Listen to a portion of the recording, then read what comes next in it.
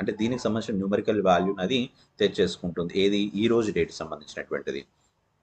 Created dot get numerical value అంటే ఎప్పుడైతే record create అయిందో దీన్ని క్రియేటెడ్ అనేటువంటి ఫీల్డ్లో ఉన్నటువంటి ఆ వేరియబుల్లో ఉన్నటువంటి న్యూమరికల్ వాల్యూ తెచ్చుకొని మైనస్ చేసిన తర్వాత దీన్ని మనకి ఏం కావాలి, డేస్లోకి కన్వర్ట్ చేయాలి.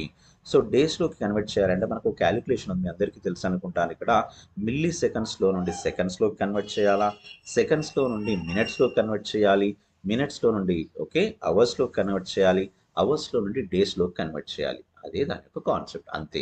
అందుకోసమనే ఇక్కడ ఏం చేశాను, మ్యాథ్ డాట్ ఫ్లోర్ ఏదైతే మనకు ఫ్లోటింగ్గా ఏదైతే నెంబర్ వస్తుందో ఆ పాయింట్స్లో కానీ అవన్నీ వచ్చినప్పుడు ఏంటంటే ఆ వచ్చిన దాన్ని మనకు ఏంటంటే సింప్లిఫై చేసుకొని ఏం పెట్టుకున్నా డేస్లోకి కన్వర్ట్ అయితే చేసుకోవడం జరుగుతుంది.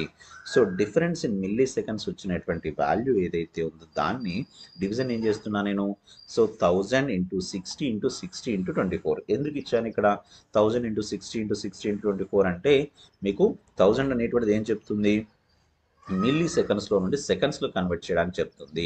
సో మరి ఈ 60 ఏం చెప్తుంది, సెకండ్స్లో నుండి మినిట్స్లో కన్వర్ట్